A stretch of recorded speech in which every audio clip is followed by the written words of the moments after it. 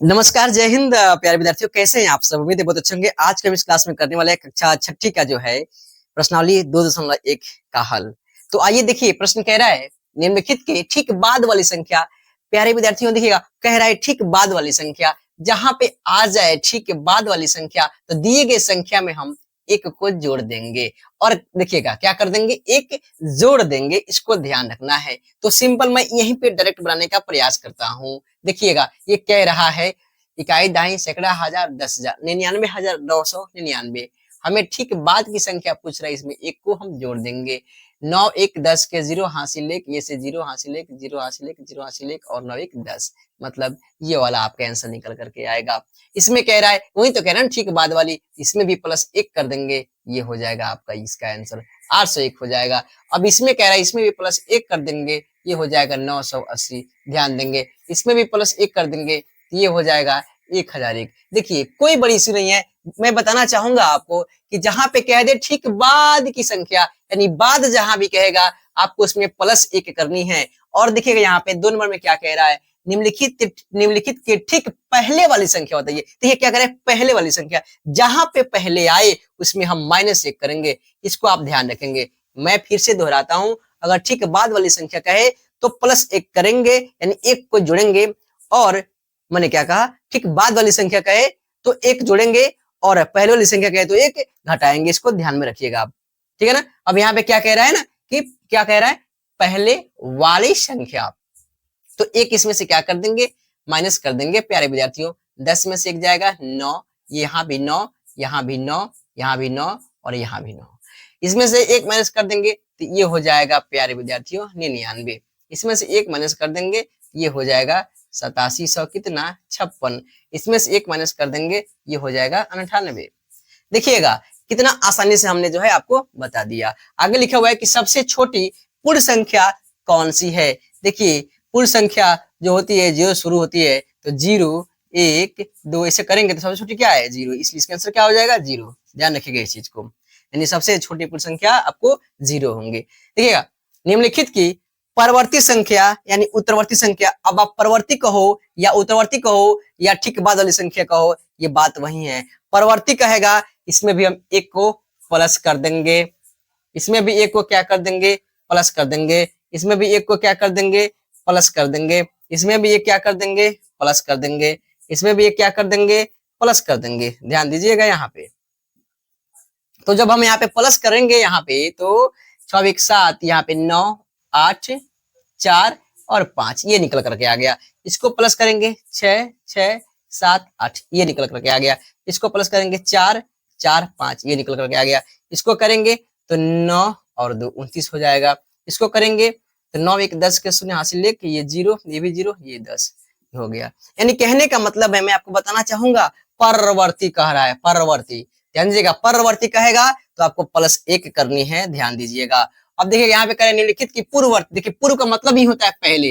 पूर्व का मतलब क्या होता है जी, पहले। ध्यान दीजिएगा, पहले। तो इससे मैच कर रहा है पहले, यानी जब पहले आ गया तो हम क्या करेंगे, -1। ध्यान देना है, इसमें अगर -1 आप करेंगे तो 1 होगा, यहाँ पे 4 होगा, यहाँ पे 5, यहाँ पे 6, यहाँ पे 7, यहाँ पे 8।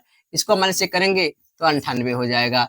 इसको -1 करेंगे तो 100 आएगा। इसको -1 करेंगे तो 4500 क्या आएगा, 66 आएगा, है कि नहीं। इसको -1 करेंगे, इसमें देखिए 10 में से गया 9, यहाँ 9, यहाँ 9, यहाँ 9 और यहाँ 9। ठीक है ना जी। देखिएगा अब कह रहे हैं 50 से 80 के बीच कितनी पूर्ण संख्या है। पूर्ण संख्या हमने क्या बोला, 0 से शुरुआत होती है। 0 1 2 3 चले जाइए जहां तक जाना है, लेकिन कह रहे हैं 50 से 80 के बीच।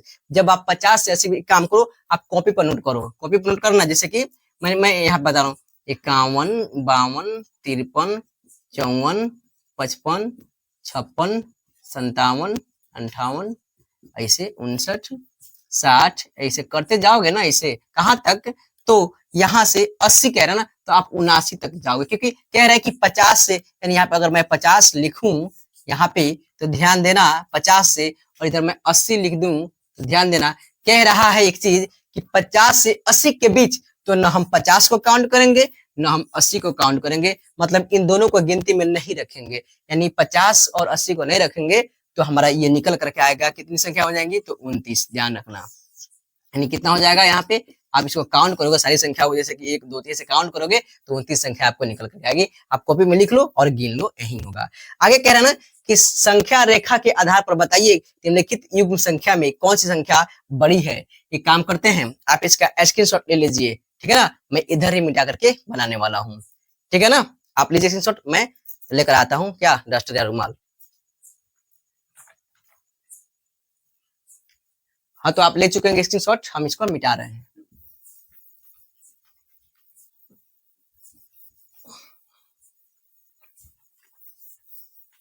देखिए संख्या रेखा क्या है, आप पहले क्लास में पढ़ चुके होंगे, आइए देखते हैं हम।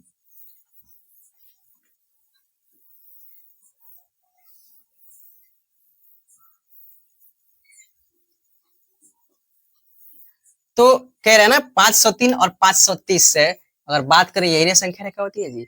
इधर 0, इधर जाओगे बाएं साइड में तो माइनस होता है, तो माइनस में इसमें कोई है ही नहीं, तो माइनस चर्चा हम फिलहाल नहीं करेंगे। हम इधर आते हैं, 1 2 3 4 5, जैसे जैसे हम इधर बढ़ेंगे हमारा बढ़ते क्रम में होते जाएगा, यानी संख्याएं बढ़ती रहेंगी। तो ये कह रहा है 503 और 530। मान लीजिए यहाँ पे मैंने कोई संख्या लिखा, संख्या रेखा पर कुछ चीज लिख रहा हूँ, जैसे कि मैं यहाँ पे लिख रहा हूँ, मैं यहाँ से नहीं, मैं यहाँ से लिखता हूँ कि 501 502 503, ऐसे करके अगर मैं लिखते जाऊं 530 तक, तो 530 तक। और ध्यान देना इधर मैं लिखा यहाँ पे 0 माना कि, तो मैं इधर बढ़ रहा हूँ।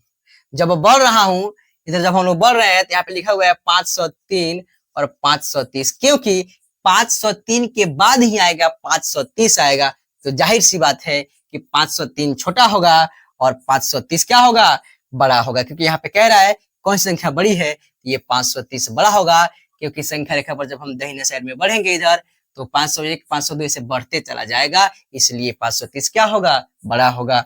आगे लिखा हुआ है 10 से 23 और 10 से 20, मतलब अगर यहाँ पे मैं करूं, ये कौन सा प्रश्न, बी नंबर प्रश्न, ये नंबर प्रश्न।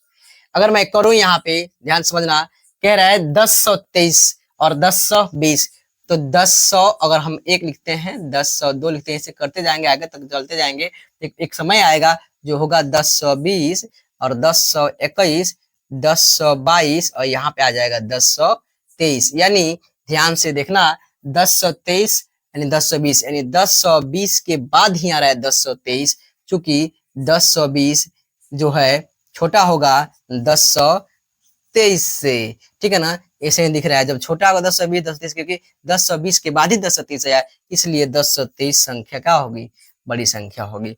इसी प्रकार से इसको जब करेंगे तो यहाँ देखना, ये 4 अंक की संख्या है, इधर भी 4 अंक की संख्या, जब वहां पर ड्रॉ करेंगे हमें निकल करके आएगा कि 5987 बड़ी संख्या होगी। अब ये 70 और 40 में ऐसे भी दिख रहा है, 70 क्या होगी, बड़ी संख्या होगी। कोई दिक्कत नहीं होनी चाहिए।